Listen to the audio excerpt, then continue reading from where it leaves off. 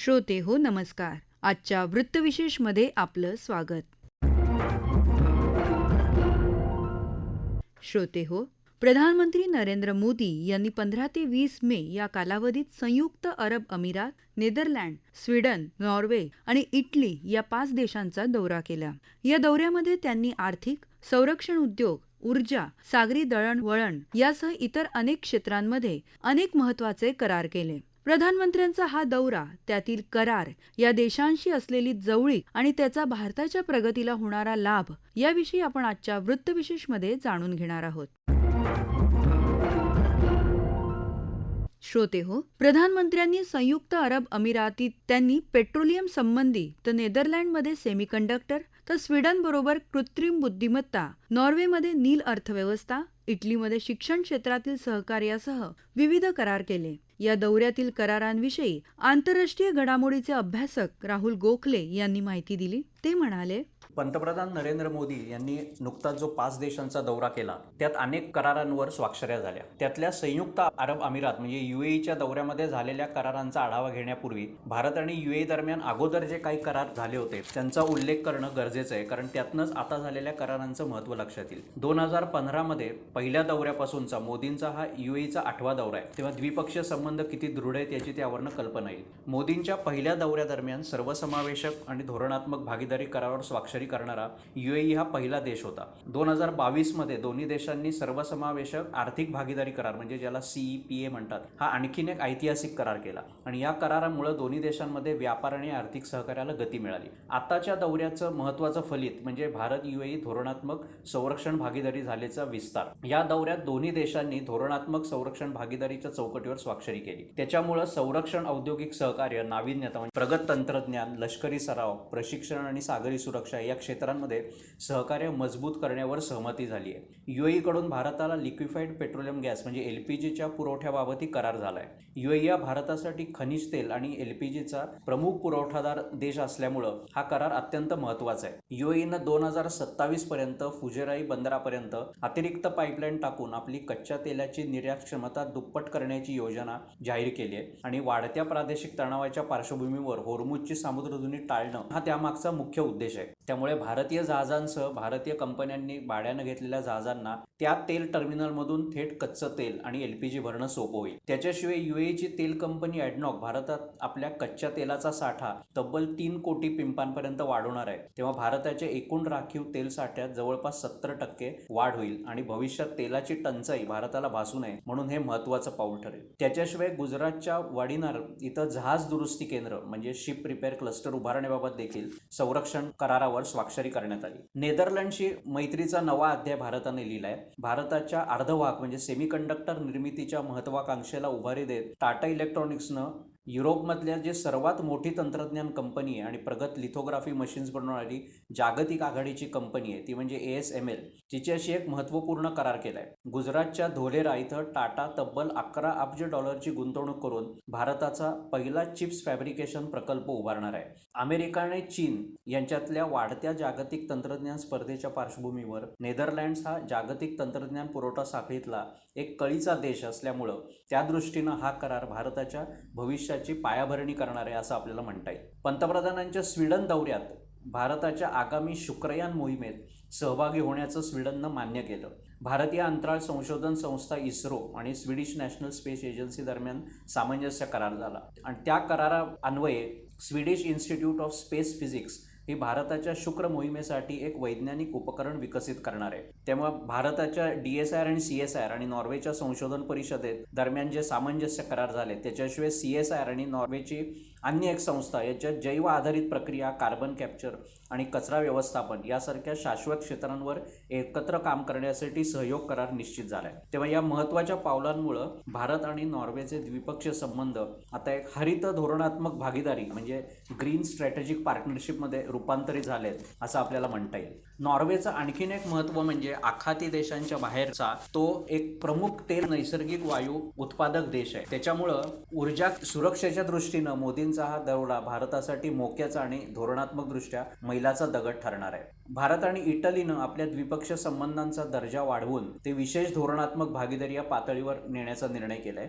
आणि द्विपक्षीय व्यापार 2029 पर्यंत 20 अब्ज युरोपर्यंत नेण्याची महत्वाकांक्षी योजना किंवा लक्ष्य दोन्ही देशांनी ठेवले. दोन्ही देशांनी संरक्षण उत्पादनांचं सहनियोजन म्हणजे को डिझाईन किंवा सहविकास, को डेव्हलपमेंट आणि सह उत्पादन, को मॅन्युफॅक्चरिंग करण्यासाठी एक संरक्षण आराखड्यावर किंवा त्याला रोडमॅप म्हणतात त्याच्यावर देखील स्वाक्षरी केली. तेव्हा हे सगळे करार किंवा ऊर्जा संक्रमण आहे, इलेक्ट्रॉनिक क्षेत्राची आवश्यक क्रिटिकल मिनरल्स आहेत, या संदर्भात पण इटली आणि भारत यांच्यात सामंजस्य करार झालाय. शेती आणि कृषी संशोधनासाठी विशेष करार झालाय. तेव्हा ह्या सगळे करार हे द्विपक्षीय संबंध मजबूत करण्याबरोबरच भारताच्या अर्थव्यवस्थेला चालना देण्याच्या दृष्टीने उपयुक्त ठरतील.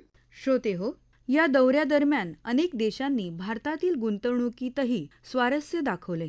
त्याद्वारे भारतीय कंपन्या आणि परदेशी कंपन्या यांच्यामध्ये काही उत्पादनांबाबत करार झाले. जगातील सर्वात मोठ्या डच कंपनीचा टाटा इलेक्ट्रॉनिक्स बरोबर करार झाला. त्यातून गुजरातमध्ये सेमीकंडक्टर फॅब्रिकेशन प्लांट उभारला जाणार आहे. याचबरोबर हरित हायड्रोजनशी संबंधित करारही या दौऱ्यात झाले. नॉर्वेच्या ओस्लो इथं आलेली भारत नॉर्डिक शिखर परिषदही महत्त्वाची ठरली. या साऱ्या करारांचा आणि ऊर्जा क्षेत्रातील नव्या प्रकल्पांचा फायदा देशातील रोजगार निर्मितीमध्येही होणार आहे. या दौऱ्यांमधील करारांचे अर्थकारण विशद करताना राहुल गोखले म्हणाले, पंतप्रधानांच्या या 5 देशांच्या दौऱ्याचं आणखीन एक वैशिष्ट्य असं की भारतासाठी जवळपास $40 अब्ज म्हणजे सुमारे $400 कोटी इतके गुंतवणुकीचा मार्ग मोकळा झालाय. या दौऱ्यात पंतप्रधानांनी 50 पेक्षा जास्त जागतिक कंपन्यांच्या मुख्य कार्यकारी अधिकाऱ्यांशी सकारात्मक चर्चा केली आणि तिथं आयोजित असलेल्या 3ऱ्या भारत नॉर्डिक शिखर परिषदेत देखील मोदींनी भाग घेतला. नॉर्डिक देशांच्या नेत्यांशी त्यांनी द्विपक्षीय चर्चा केली. ही परिषद आधी गेल्या वर्षी नियोजित होती, पण पहलगाम इथं दहशतवादी हल्ला झाला त्याच्यानंतर उद्भवलेल्या परिस्थितीमुळे ती परिषद पुढे ढकलण्यात आली होती. UAEनं भारताच्या पायाभूत सुविधा आणि आर्थिक क्षेत्रात तब्बल $5 अब्ज नव्या गुंतवणुकीची घोषणा केली आहे. हे आणखीन एक ठळक वैशिष्ट्य. UAEशी जे करार झाले त्याच्यामुळे भारताला पायाभूत सुविधा विकासासाठी मोठं भांडवल मिळेल आणि भारताच्या रस्ते, बंदरं आणि लॉजिस्टिक्स या क्षेत्रामध्ये विकास होणं हे जास्ती सुकर आणि सोपं होईल आणि देशांतर्गत व्यापाराचा खर्चही त्याच्यामुळे कमी होईल. नेदरलँड आणि स्वीडन हे देश सेमीकंडक्टर, चिप्स आणि अत्याधुनिक तंत्रज्ञान आघाडीवर आहेत. भारतानं केवळ या वस्तू आयात करायचं धोरण ठेवलेलं नाही, तर तज्ज्ञता आणि तंत्रज्ञान हस्तांतरण म्हणजे नॉलेज ट्रान्सफर यावर भारतानं भर दिलाय. त्याच्यामुळे भविष्यात भारत स्वतः या तंत्रज्ञानाची निर्मिती करू शकेल. टाटाने जो करार केलाय तो त्या दृष्टीने महत्वाचा आहे. इटलीशी पण जे नवीन करार झाले त्याच्यामध्ये भारतीय कापड, चामडं, दागिने, ज्वेलरी तसंच कृषी उत्पादनांना युरोपियन बाजारपेठ थेट आणि सुलभ प्रवेश याच्यामुळे मिळेल. त्याच्यामुळे भारताची निर्यात वाढून परकीय चलनाचा साठा देखील वाढण्यासाठी हातभार लागेल. सेमीकंडक्टरच्या करारामुळं भारताला चिप डिझायनिंग आणि प्रगत उत्पादन केंद्र म्हणजे ॲडव्हान्स मॅन्युफॅक्चरिंगचे हब्स तयार होतील. भारताच्या दृष्टीने तो फार मोठा भविष्यदर्शी लाभ आहे आणि यात अभियंत्यांपासून ते कामगारांपर्यंत मोठ्या प्रमाणावर रोजगार उपलब्ध होईल अशी अपेक्षा आहे. याचा दुसरा लाभ असा की जे लघु, सूक्ष्म आणि मध्यम उद्योग असतात म्हणजे MSME ज्याला म्हटलं जातं त्या क्षेत्राला सुद्धा मोठी चालना मिळू शकेल. नॉर्वेशी झालेला जो ग्रीन मेरिटाईम आणि हायड्रोजन संबंधी करार आहे, ग्रीन हायड्रोजन, त्याच्यात भारताच्या किनारपट्टीच्या भागात आणि ग्रामीण भागात हरित ऊर्जा प्रकल्पांची उभारणी होऊ शकेल आणि या प्रकल्पांच्या साहजिकच जे बांधकाम असतं, देखभाल असतं, याच्यासाठी मोठ्या प्रमाणावर स्थानिक तरुणांना रोजगार मिळू शकेल. या सगळ्या करारांमुळे भारतात पुढील काही वर्षामध्ये लाखो थेट आणि अप्रत्यक्ष रोजगार निर्माण होतील अशी अपेक्षा आहे. स्वीडन आणि नेदरलँडशी जे कृत्रिम बुद्धिमत्ता, क्वांटम कॉम्प्युटिंग आणि 6G तंत्रज्ञान करार झालेत त्याच्यामुळे भारतातल्या तरुण अभियंते आणि IT प्रोफेशनलसाठी मोठ्या संधी उपलब्ध होतील. MSME आणि स्टार्टअप प्लॅटफॉर्म याच्यामुळे नवउद्योजकतेला देखील चालना मिळेल आणि त्याचा परिणाम म्हणून रोजगारामध्ये विस्तार होईल. मेक इन इंडिया अंतर्गत संरक्षण उत्पादनं आणि सेमीकंडक्टर निर्मिती ही भारतातच होऊ शकणार असल्यामुळे उत्पादन क्षेत्रात सुद्धा मोठ्या प्रमाणावर तांत्रिक आणि अतांत्रिक नोकऱ्या उपलब्ध होऊ शकतील. नॉर्वे आणि इतर देशांशी हरित हायड्रोजन आणि शाश्वत ऊर्जा या क्षेत्रात जे सहकार्य भारतात द्विपक्षीय सहकार्य आता झालंय त्याच्यामुळे शहरी आणि विशेषतः ग्रामीण भागात रोजगाराच्या नवीन संधी निर्माण होऊ शकतात अशी अपेक्षा आहे. तेव्हा हा जो 5 देशांचा दौरा पंतप्रधानांनी केला तो केवळ राजनैतिक स्वरूपाचा नसून किंवा द्विपक्षीय राजनैतिक संबंध दृढ करण्याचा नसून भारताला जागतिक उत्पादन आणि तंत्रज्ञानाचं केंद्र बनवणारा तसंच देशात रोजगार वाढवण्यासाठी देखील तो फायदेशीर ठरणार आहे. युरोपीय देशांचं म्हणजे या सर्व दौऱ्यांचा सारांश सांगायचा तर युरोपीय देशांचं प्रगत तंत्रज्ञान आणि UAEची अफाट भांडवल यांचा भारताच्या अफाट मानवी संसाधनांशी म्हणजे ह्युमन रिसोर्सशी मेळ घालणारी व्यूहनीती आहे. त्याचा परिणाम म्हणून भारताला $5 ट्रिलियन अर्थव्यवस्था बनण्याचं ध्येय गाठणं सुकर होऊ शकेल. श्रोते हो, कोणत्याही दोन देशांमधील करार हे काही तात्पुरत्या स्वरूपाचे नसतात.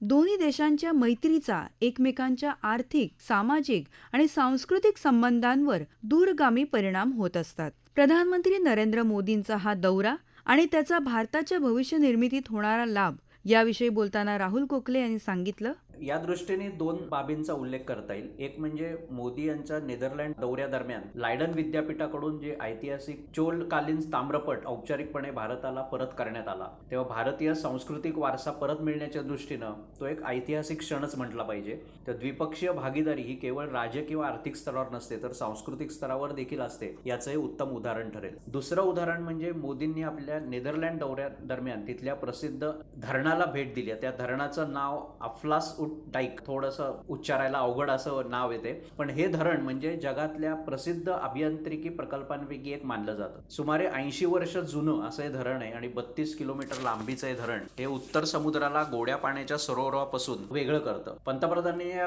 धरणाला भेट दिली याचं महत्वाचं कारण म्हणजे गुजरात मधले जो खंबातचा आखात आहे त्याच्यात कल्पसर याच स्वरूपाचा एक महत्वाकांक्षी प्रकल्प उभारण्याचा विचार चालू आहे. गेल्या अनेक दशकांपासून हा प्रकल्प अभ्यासाधीन आहे. तो प्रकल्पाची लांबी ही साधारण 30 किलोमीटर असेल असा एक अंदाज आहे आणि त्याचा मुख्य उद्देश हा गोड्या पाण्याचा मोठा साठा तयार करणं आणि पूर रोखणे. तेव्हा कल्पसर प्रकल्पासाठी येणारा खर्च देखील 85 ते 90 हजार कोटी इतका अपेक्षित आहे आणि तो पूर्ण होण्यासाठी 2-1 दशकांचा कालावधी लागू शकतो. मात्र पंतप्रधानांनी आता या अफलास डाईक या धरणाला जी भेट दिली त्याचं महत्वाचं कारण म्हणजे त्या देशाकडे असणारा या क्षेत्रातला प्रदीर्घ अनुभव, मुख्यतः जलव्यवस्थापन आणि अभियांत्रिकी याच्यात जो नेदरलँड्सकडे अनुभव आहे तो पाहता कल्पसर सारख्या आधुनिक अभियांत्रिकी चमत्कार हा भारतात सुद्धा यशस्वीपणे साकारण्यासाठी डच तंत्रज्ञानाची मोठी मदत होऊ शकते या दृष्टीने पंतप्रधानांनी त्याची चाचपणी केली असावी. मोदी यांचा दौरा केवळ हा तात्कालिक आव्हानांवर मात करण्यासाठी नव्हता तर भारताच्या नजीकच्या आणि दीर्घकालीन अशा भविष्यातल्या अशा दोन्ही गरजा आणि महत्वाकांक्षा ध्यानात ठेवून आखलेली एक दूरगामी रणनीती आहे असं आपल्याला म्हणता येईल. या दौऱ्यामुळे भारतानं एकीकडे आपल्या पारंपरिक खनिज तेलाची सुरक्षा मजबूत केली आहे, दुसरीकडे नॉर्डिक देशांच्या साथीनं स्वच्छ ऊर्जा आणि हरित तंत्रज्ञानाकडे भारतानं वाटचाल करण्यासाठी धोरणात्मक भागीदारीसाठी पावलं उचलली आहेत. सेमीकंडक्टरची निर्मिती असो किंवा प्रगत संरक्षण तंत्रज्ञान असो किंवा अंतराळ क्षेत्रातलं सहकार्य असो याद्वारे भारताच्या